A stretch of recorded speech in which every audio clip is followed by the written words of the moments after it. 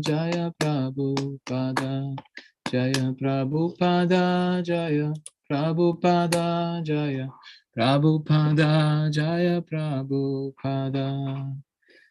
Nitai go Haribo, Haribo, Haribo, Nitai go Haribo.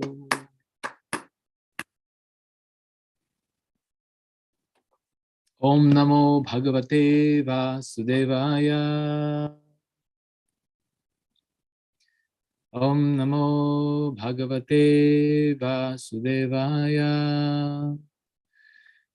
Om Namo Bhagavate Vasudevaya.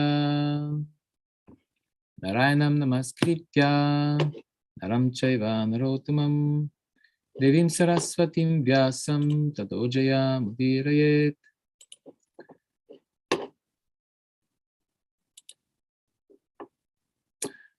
We are reading from Srimad Bhagavatam, 5th canto, chapter 4. Before you begin, Prabhu, Yes. I would like to introduce you a little bit. Okay. This is Babandava Prabhu. He's been a long time brahmachari, and he's originally from Bulgaria, lives in New York, and is a well-wisher and friend of Gita Aghari, and hopefully one day he will be a resident of Gita Aghari. So please take it away now. Thank you, Prabhu. Thank you very much. Okay, so, dear devotees, Hare Krishna. We are reading from Srimad Bhagavatam, Canto 5, Chapter 4. The characteristics of Rishabhadev, the Supreme Personality of Godhead. We will read verses 10 to 13. So, starting from verse 10. Following Bharata, there were 99 other sons. Among these were 9 elderly sons, named Kushavarta, Ilavarta, Brahmavarta, Malaya, Ketu, Bhadrasena, Indrasprik, Vidarbha, and Kikata. Text 11 and 12. In addition to these sons were Kavi, Havi, Antariksha, Prabhuda, Pipalayana, Avirhotra, Drumila, Chamasa, and Karabhajana. These were all very exalted, advanced devotees and authorized preachers of Srimad Bhagavatam. These devotees were glorified due to their strong devotion to Vasudeva, the Supreme Personality of Godhead. Therefore, they were very exalted. To satisfy the mind perfectly, I, Shukadeva Goswami, shall hereafter describe the characteristics of these 9 devotees when I discuss the conversation between Narada and Vasudeva. So these are the Navayogendras, and they are so famous and so advanced devotees that when during the sacrifice of Maharaja Nimi, which is described in 11th canto, when they arrived there at the sacrificial arena, not only the king, all the ministers, all the brahmanas stood up to greet them, but even the sacrificial fire, who is none other than Vishnu's tongue, he also stood up to greet the Navayogendras. So these are very, very exalted personalities. And then text 13.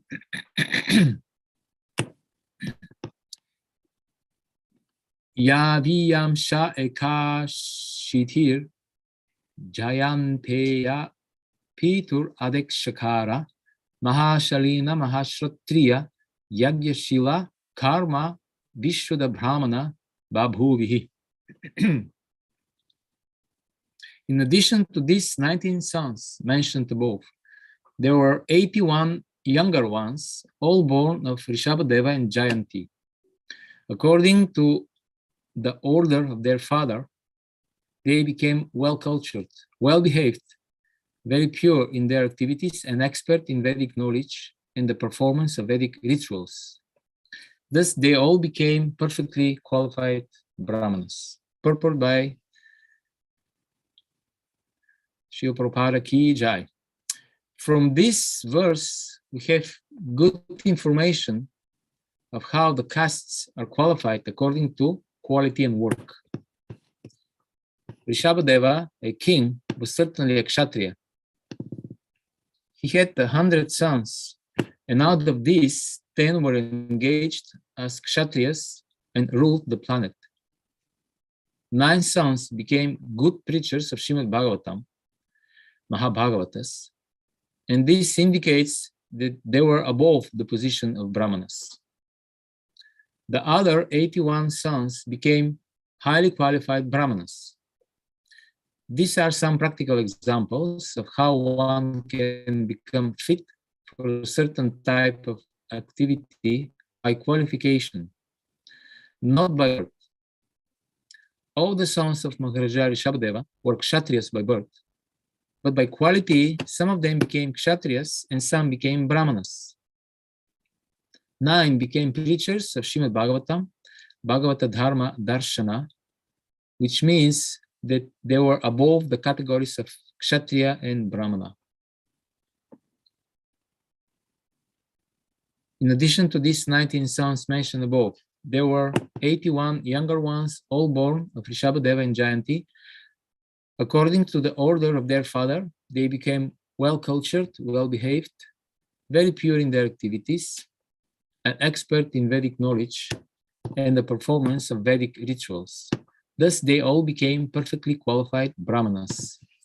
Mukam karoti vachalam pangum langayati grimat kripatamaham vande Shri Gurun Dinatarinam. Magishaya sivadame lakshmi sacha vakshasi. Esasti hriya samvitam nrisimaham ambaje.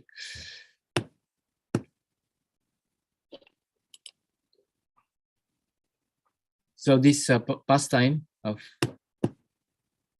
the appearance of Rishabhadev is very interesting because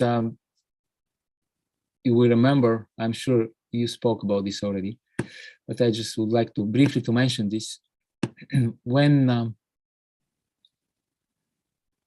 the Brahmanas performed this sacrifice for on behalf of Maharaja Nabi, who is Rishabhadev's father,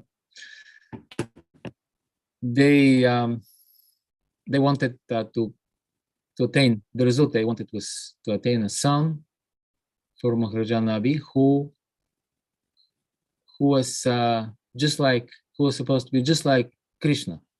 And then surprisingly, the Lord appeared directly at the sacrifice, and the Brahmanas were very ashamed because they thought, we have called the Supreme Personality of Godhead to appear personally, and now we are bound by our Yagyamana, who wants just simply a son.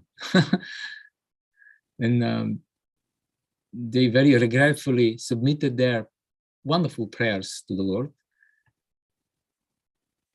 And I was just thinking,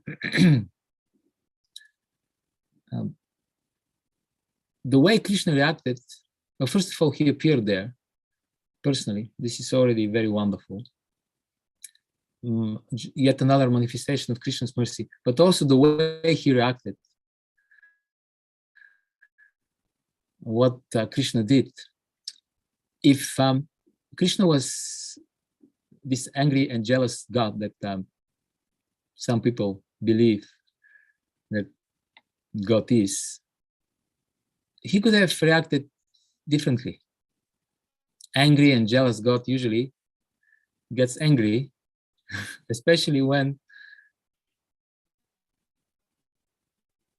somebody suggests that there could be somebody who is equal to him, because basically, this is what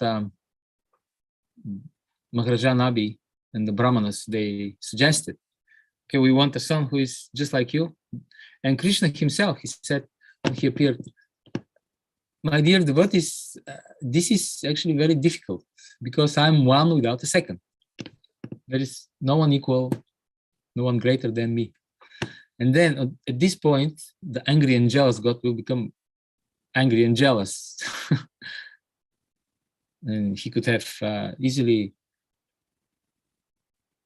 punished these priests and the king for suggesting that it might be somebody equal to him and send them to eternal hell without any possibility of rectification and correction. This eternal suffering. Well, fortunately, Krishna is not this type of person. And what did he do? He first of all, he acknowledged the tension there. Well, you can say there was some kind of a problem. Of course, in the presence of the Lord, there are no problems, especially not for his devotees. And then he decided to extend himself personally because there was nobody who could do the job properly. He said, okay, then, because you, my dear devotees, because I personally guarantee that whatever my devotees, the Brahmanas, say, it will become true, then I guess I'll have to appear personally. And that's what he did. This is what he did. He appeared as Rishabhadev. It is this is the most important quality of Krishna, that he is very merciful to his devotees. We see also in the story of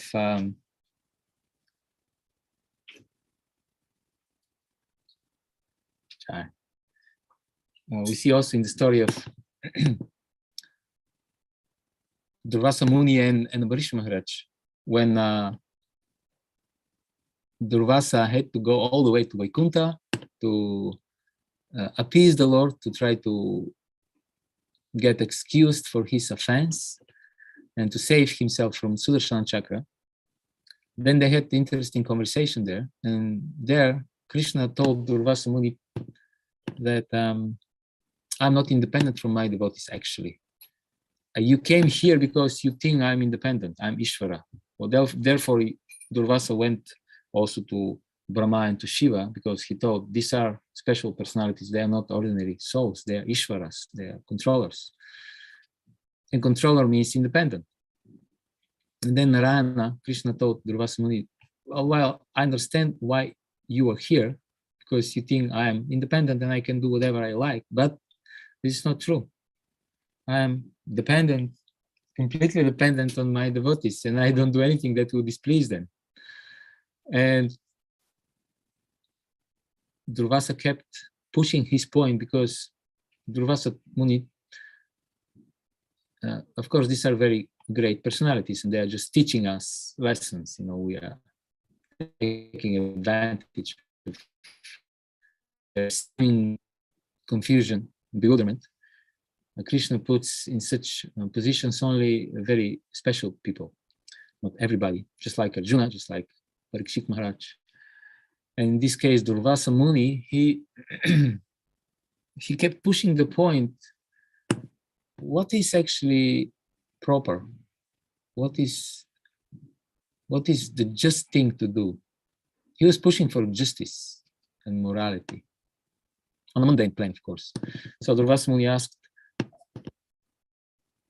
okay, my dear Lord, tell me, who is more important for you?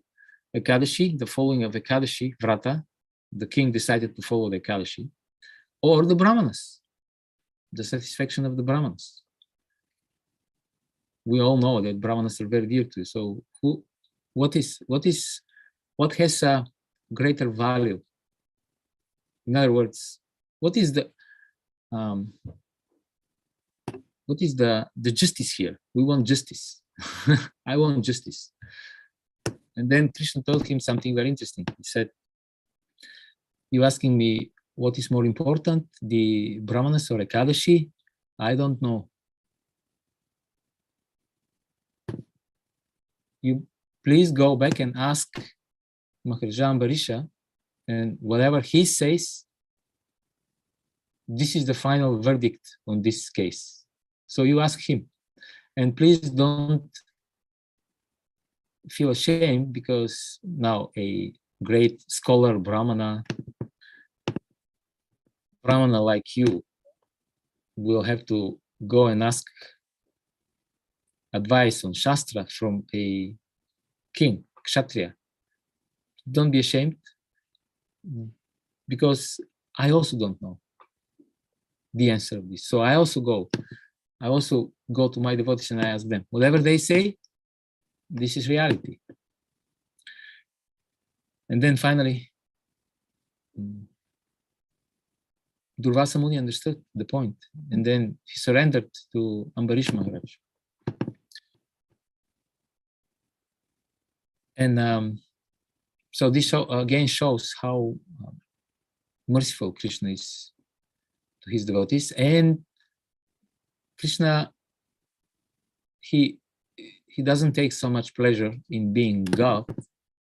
He doesn't mind that he's the Supreme Personality of Godhead, but the fun, the pleasure, the real happiness that he finds is in the relationship with his devotees. Krishna always looks for an excuse to give mercy to everyone, but especially to his devotees. Always he's looking for a way how to distribute more mercy. And in the materialistic society, it is just the other way around. It is the opposite. Srila Prabhupada said that the bureaucrats, their job is to say no, and they often take pleasure in this. If you have, for example, a health insurance, and the company that insured you is supposed to cover your medical expenses whenever something happens and you need them, then what actually happens is that they have a whole team of people who are looking very carefully in your case, and they're trying to find any opportunity, any small little discrepancy that there might be, so that they deny your money. So they're looking for an excuse how to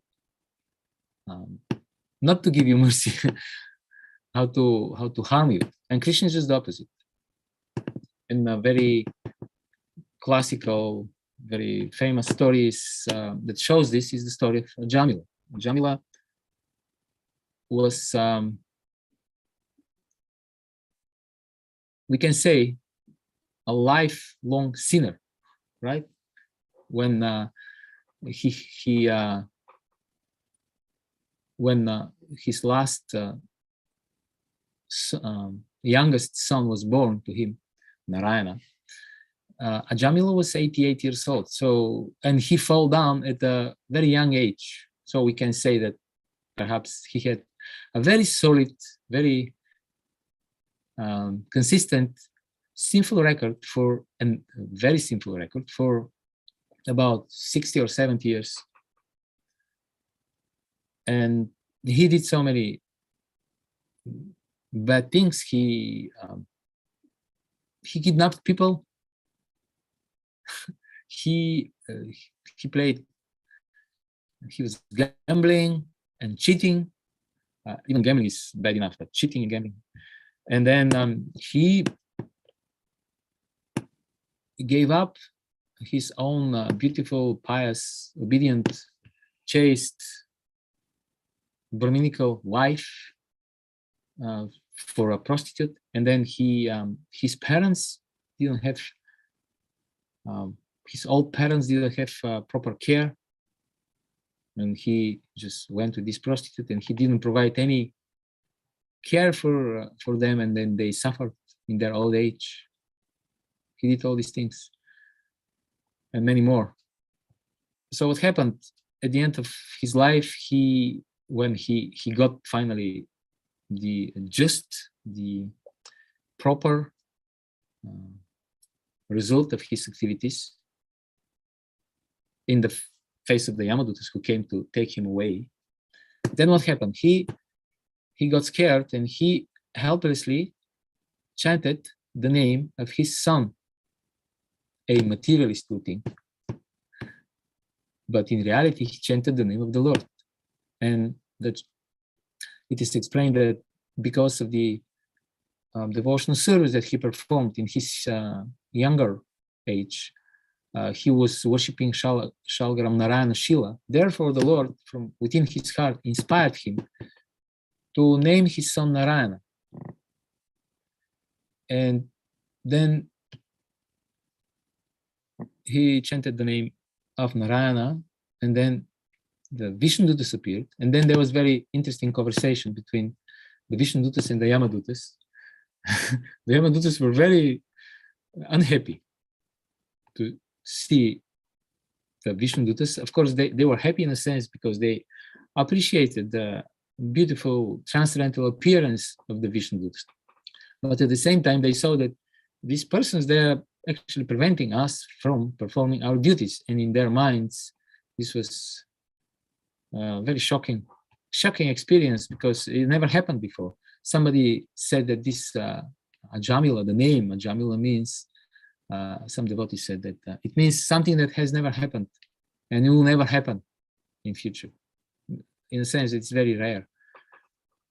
But not in a sense that Krishna will never give again the mercy in this way, not in this sense, but something very rare. So then the Vishnudutas asked the Yamadutas, so you are talking about Dharma.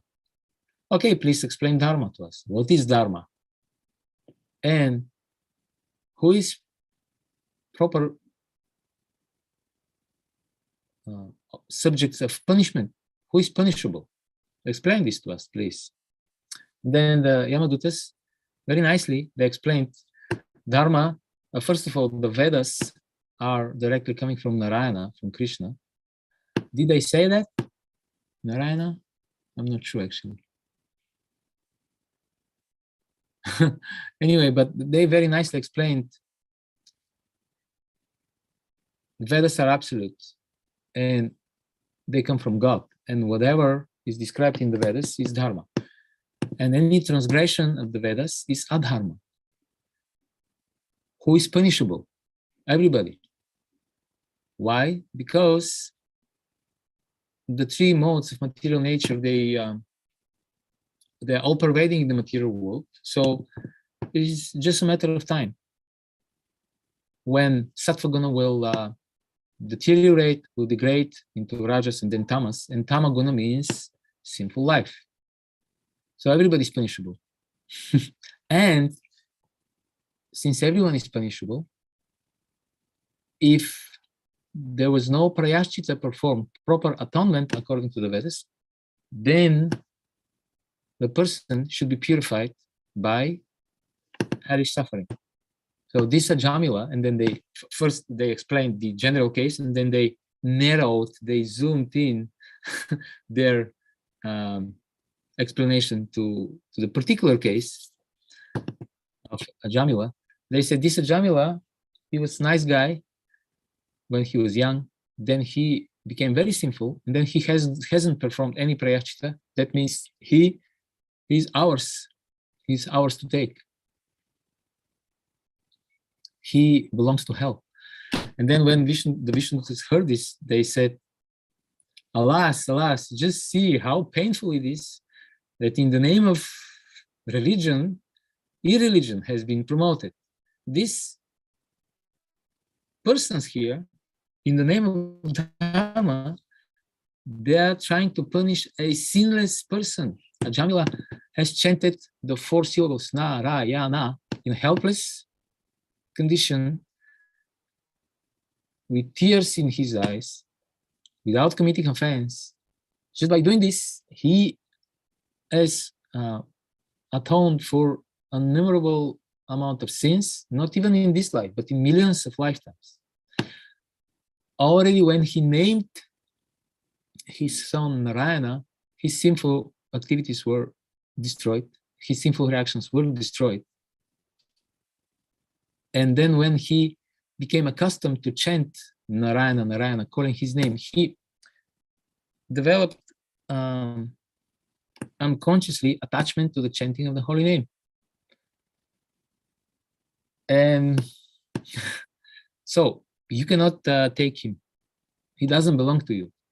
So again, this mundane sense of morality, of justice, of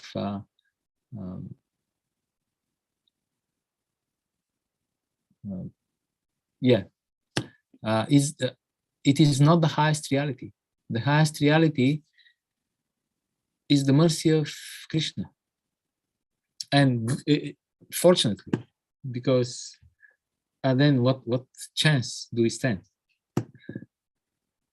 So it is interesting, this story, because for many reasons, obviously, but I was thinking it's very interesting because we have to ask ourselves by listening to this story, okay, we have to take a stand at one point in our life, especially at the moment of death. We have to surrender to Krishna, obviously. So by listening this story, there are two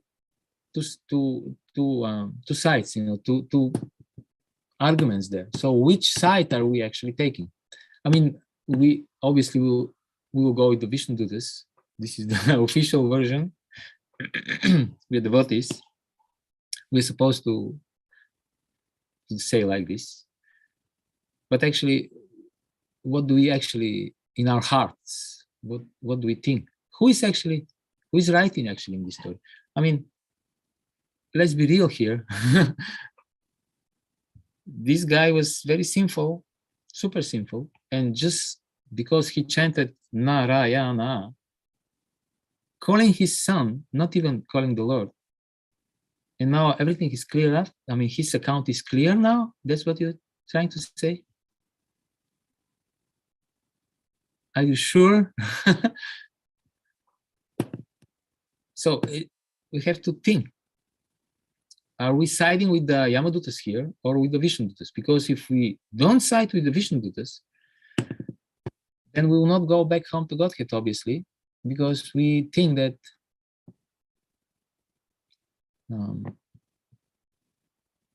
mundane morality has value on its own without connection with Krishna.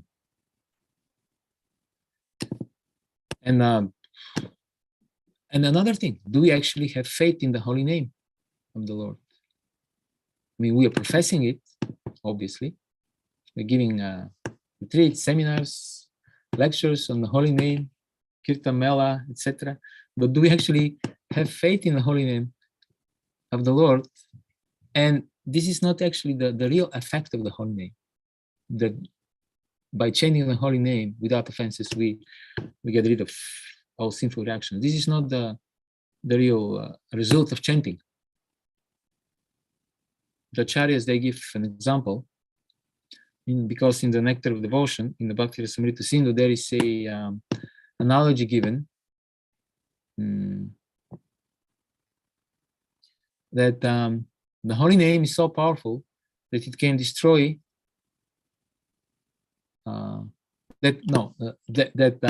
it's just like a fire. Okay, the holy name is like a fire, and it can burn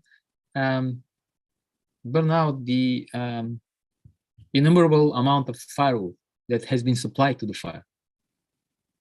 But this is the analogy, and it doesn't matter how much firewood you put, it will be burnt to ashes. And the Acharyas, Jiva Goswami, I think, he explains that just like you don't actually make a fire, burn firewood just to burn firewood, you actually want to cook something to offer it to Krishna. So this is the actual result. But the side result of this is that you burn so much firewood. So do we actually even believe in this secondary, not so important result of chanting the holy name? And if we don't, we might end up as very nice, pious, well-behaved, materialistic persons. Why not Yamadutas in the next life?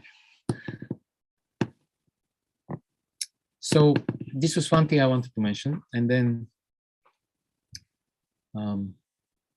another thing. We are always moving. That's another topic now. I'll try to say a few words. We are always moving forward towards something. We have to be active. This is our nature, human nature. We can't sustain ourselves without being active, without moving forward or backwards. I mean, depends, but we have to move. In Bhagavad Gita, Krishna explains that Nahi kashchit kshanam api jato tishtati akarma krit karete hi avasa karma sarva prakriti jargunar. We are helplessly pushed to move, to be active by the three modes. So nobody can refrain from action, even from us for a second, for a moment. So we are active by nature. And of course, in the purport, Srila Prabhupada explains that it is not a question of conditioned life, but it's the very nature of the soul, of the spirit soul, to be active. We are active here in the material world, we are active in the spiritual world as well. This is our inherent nature. So because we are active, we're moving towards a goal. We figured out that our position right now is not the best. So there is goal that we have decided to attain. So we are sitting here, but we want to go there. So we're moving toward the goal.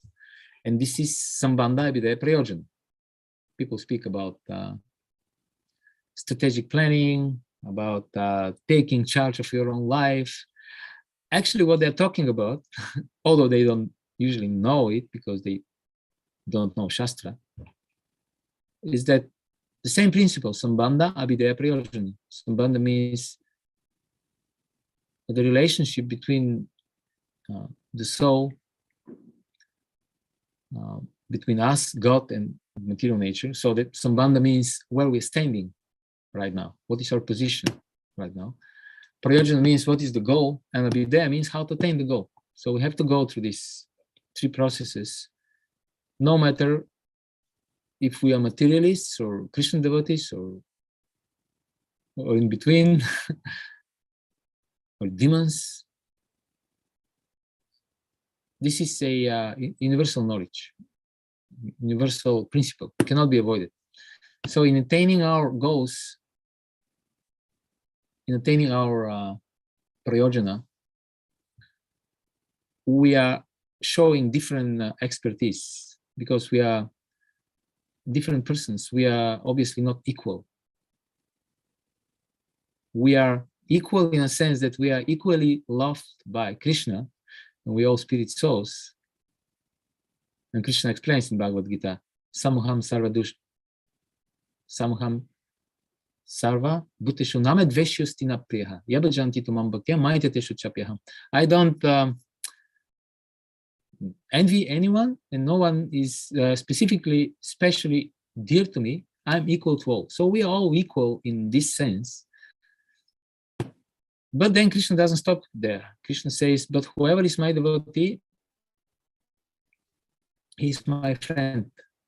So, and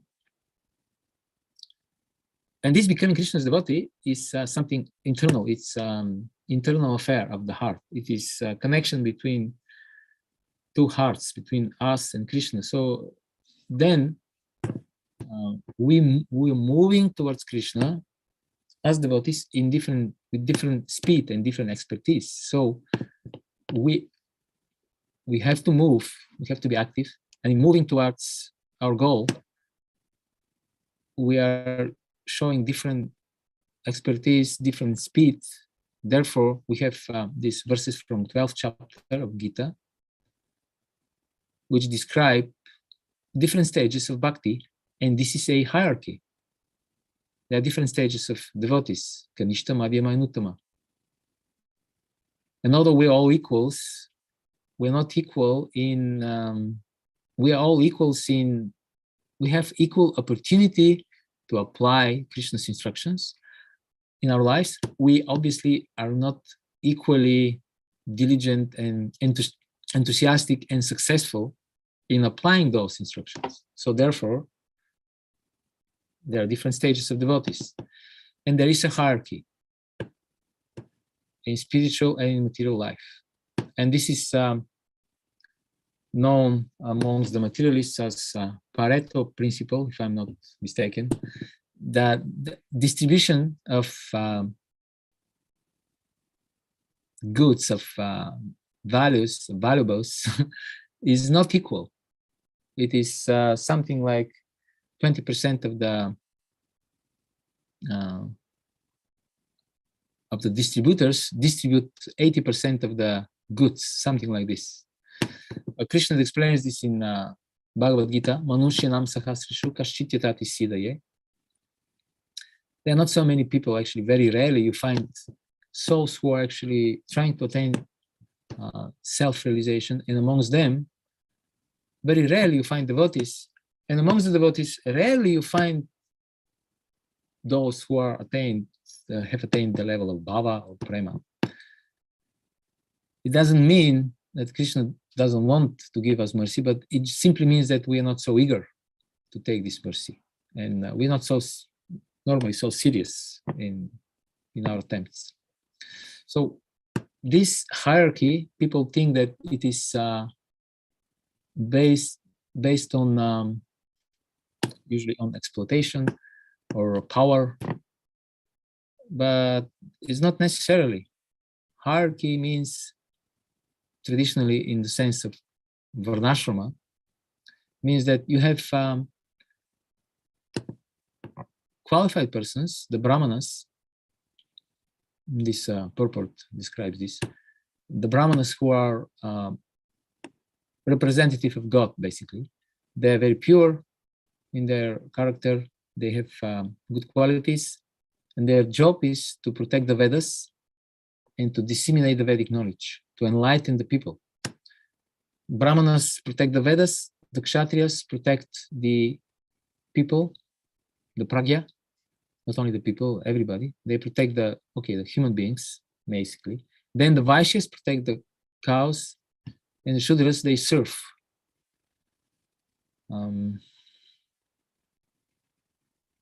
So this varnashrama is universal principle.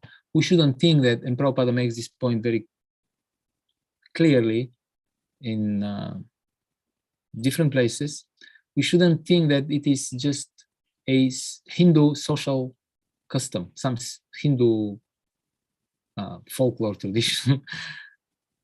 No, everywhere you have these eight actually, because there are 4 social and 4 spiritual stages. We have them everywhere, but they are not necessarily scientifically understood and scientifically applied. In Varnashrama, the Dharma Shastras, Bhagavatam as well, they give us the scientific knowledge, how the whole social structure works. And if we don't accept that Krishna is just some kind of Hindu forest god of love, or whatever strange ideas they have about Krishna, if we actually accept that Krishna is the Supreme Personality of Godhead, again, then we have to accept that Krishna's social structure that he has given in Shastra and Chaturvargam Maya Srishtam Guna Karma Vibhagasha, Krishna explains in Gita itself, then we have to accept that this is universal system. It is not just, so in America they have this system, in England they have this, and in India they have this system. And they call it Varnashram. But it's the same. It's a material system. I don't know if you noticed, but sometimes in Srila Prabhupada's books, he equates, he uses as synonymous Sanatana Dharma and Varnashrama Dharma, because Varnashrama Dharma, although material, it is in pursuance of Sanatana Dharma. And in this sense, it is Sanatana Dharma. Although Traigunya Vishayaveda, Nistraigunya Bhavarjuna, Nirdvandvo Nitya Sattvasto, Ni Yoga Kshematmavan. Although Krishna says this, he also says, Yada Yada Hi Dharmasya Glanir Bhavati Bharata. Whenever there is a decline of what? Of Dharma, of religion, then I appear.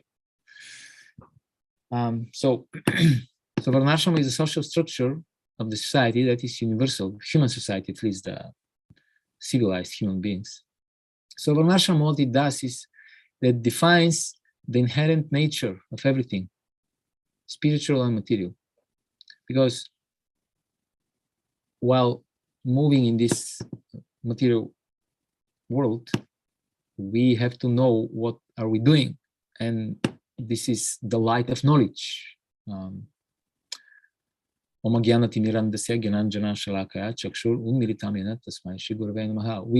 need light, the light of spiritual knowledge.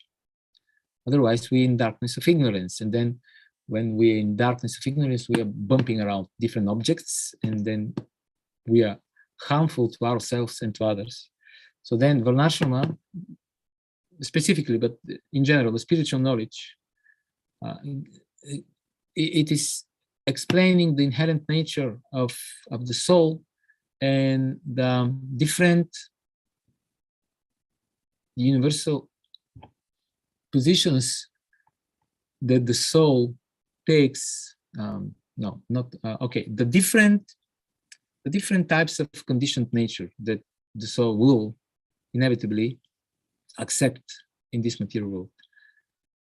Brahmanas, Kshatriyas, Vaishyas, Shudras, Brahmacharis, Grihastas, Vanaprastas, Sannyasis, husband, wife, child, parent, grandparent, guru, disciple, all these roles, and they are roles because they're not, we are not in our original position. All these roles that we have to play, that we attach to, and we have to play in the material world, all these roles are defined, the inherent nature is explained, and the different compatible and incompatible situations and ways of dealing are also explained, so that when we navigate throughout this material world, that we know what are we doing actually, what we're dealing with, and then our traveling, our sojourn in this material world will be as smooth as possible. It will never be the spiritual world in the sense that there'll be always birth, death, old age, and disease. There'll be all these problems, but it will be as smooth as possible. And this is Varnashrama. Varnashrama explains this. And inevitably, you have hierarchy. We have people who disseminate knowledge. We have people who make sure that this knowledge is applied properly. Then we have people who generate economics. And then you have those who help, the first three. And then you have students, celibate students, because when you study, you have to be concentrated. You have to be focused. Otherwise, one devotee was comparing the brahmachari life as baking a cake. What happens when you bake a cake and you open before the cake is ready? Then it just so this is what happens when the brahmacharis, they start associating with girls before the proper time, before they actually get married, or little before that. And then you have the next stage is family life, when we have to connect all our material desires to Krishna and purify them. And then we have the stage when naturally been there, done that, then instead of expanding the griha, then we have to withdraw from material activities and expand the spiritual activities, and then there is the final stage, sannyas. So this universal system, and it works. And if we try to apply it and we haven't been successful, that means we have to try again. and not just discard the whole thing. It's not our right to do that. Our acharyas, our founder acharya, very clearly stated what he wants, and we have to just try to follow.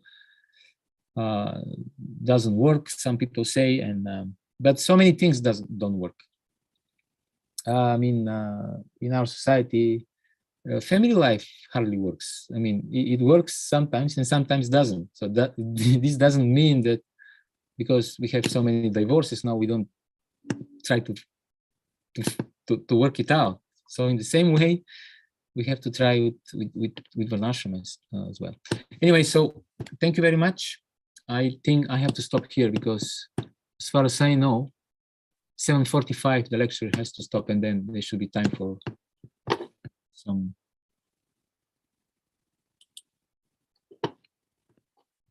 questions or some contributions. Prabhu, just a little bit of clarification. You were given the example of a brahmachari and a cake, and it got cut off. So I want to hear it again, please. Yeah, okay.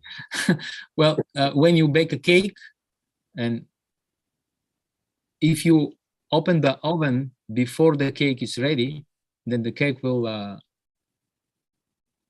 shrink, right?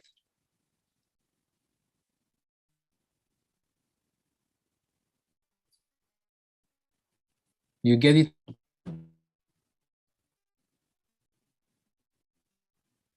Hare Krishna.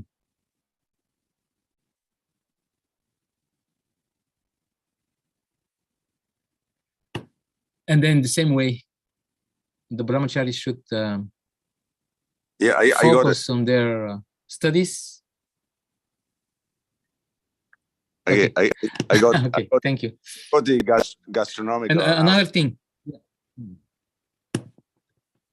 I just want to know what happened. The same. What happened to the brahmachari?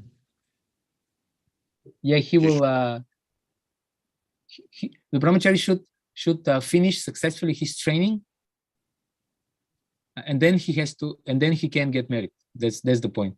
Otherwise, he will be in the position of somebody who doesn't have money, but he goes around. He doesn't, and also he doesn't plan to cook, but he goes around and he's looking at the shop from outside. So many nice, tasty things for eating. But he is not qualified to go to shop, to go home, to cook, and to offer to Krishna and to eat. He's not qualified. He's just staying there and staring at the sense objects, but he doesn't do anything. Nothing productive, nothing good will come out of it. So better he qualifies himself and then he gets married and does all the things. That's the point. So you think our society is not geared towards that we prolong the ashram, the brahmachari ashram too long for people who obviously need to be married? No, not necessarily. I was more thinking that we don't maybe we don't protect the brahmacharis the required period of time so that they can get mature and make a good grihastas. That's what more like what I was hinting. What about training them to those who are going to make the transition to the grihastha ashram? Where is the training for that? Well, it's supposed to be the training in the brahmachari ashram. It's not supposed to be different training. The brahmachari ashram is supposed to train you to become a good grihastha. That's what mainly it's meant to do. Maybe things have changed, but I don't remember any nutrition classes while I was a brahmachari, how to become a good grihastha. Yeah. Like literally, I got married after 17 years as a brahmachari, and she moved to the town where I lived in Santa Barbara, California. And I knew everybody. I also had a radio program. I was kind of a popular guy. So I would meet people in the street every, half a block. I got a group of people I was talking to. And I didn't even introduce my wife. She would just wait a few steps away as Yeah, that was my training. Like, But Prabhu, also in the Brahmacharya ashram, you were trained to be active, to be clean, to be self-controlled. Like this is what I was more like referring to, these internal virtues that will ensure that you have a good family life. That's what the brahmachari life is supposed to be. Prabhupada said first class brahmachari makes first class grihasta. that may be so, but you know, Brahmacharya ashram doesn't teach you how to be a gentleman or how to care about the feelings of others, or you know, a whole plethora of things that actually are necessary. Yeah, maybe not practically, but it's supposed to actually. It's supposed to teach you all these things. Maybe you should open a brahmachari school.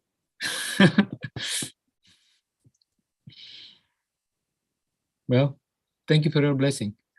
There is Dasi Prema and Parameshwari Mataji. Parameshwari Dasi says here. I hope this time I'm not wrong. Last time I was wrong with some devotee. Dasi Prem Prabhu. You can take her question first. Okay, then Mataji. Hare Krishna Prabhu, thank you so much for Hare your Krishna. class. So since you just briefly mentioned that your point about training brahmachari was more about training the virtue of being a good person. So I have heard that brahmacharis, when they are out of the ashram, many of them, not like many of them, but there are instances that there are devotees who sort of like get back to their old habits before their training, like if they have some addiction in the past, there's some traumatic addictions in the past, and they may easily like fall back to that pattern to some extent. So then how, to what extent that the training in terms of the virtues of the devotee of the brahmachari can sustain if they decide to change the ashram, and what could be some protective factors that protect them if there are some patterns of falling back to old habits?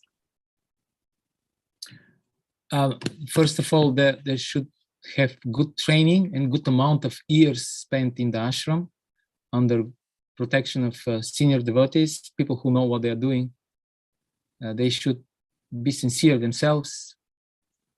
And good protective measurements, I think if they get a good wife, nice Mataji, she will make sure that they don't fall back to their old couch potato type of tamasic habits, because women don't like lazy men.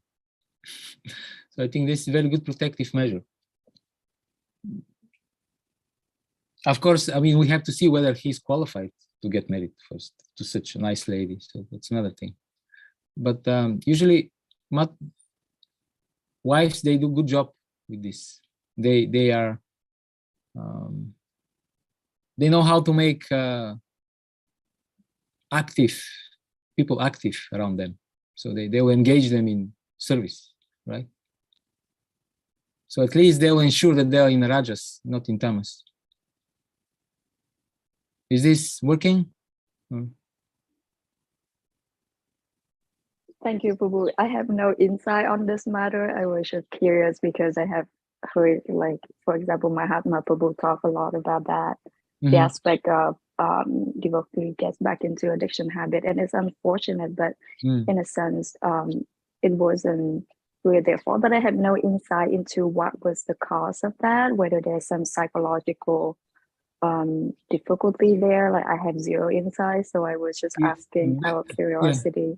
Basically, the cause is lack of attainment of higher taste. As the cause. The practice was not intense enough, and we couldn't get to the higher stages of bhakti. And because of this, because we are looking for a taste, this is our nature, if we don't find it in the spiritual life, we'll have to find it somewhere else, and typically we will go back to whatever we knew from before. So it's a lack of spiritual practice. Dasa Prem Prabhu.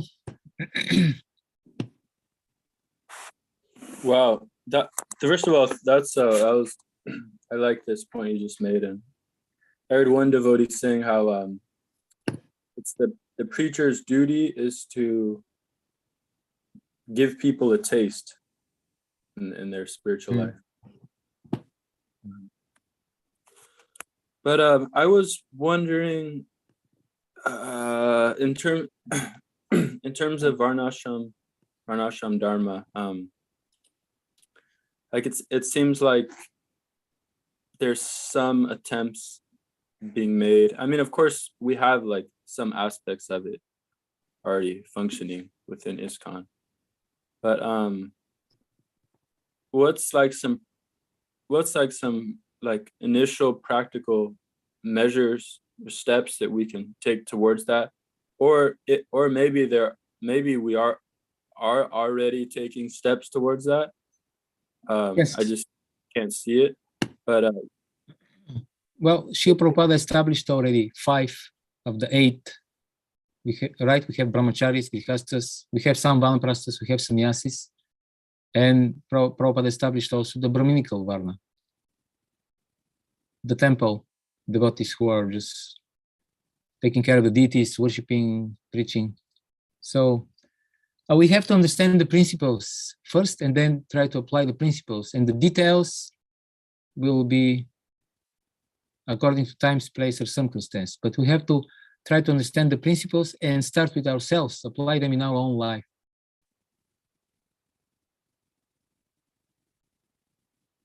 And we don't have time to discuss more, but it's a long topic. Yes, Prabhu, something more? Well, thank you. No, that was a wonderful short kind of response. Yeah, that gives me a lot. Thank you. Thank you. Thank you very much. Grantaraj Srimad Bhagavatam ki jai. Srila Prabhupada ki jai. Nitai Gaur Premanande. Hari Bol. His Grace, Anuvabandhava Guru ki jai. And happy to see you back in New York, Guru. Yes, happy to be back. Hope to see you soon. Yeah, I hope so also. Hare Krishna.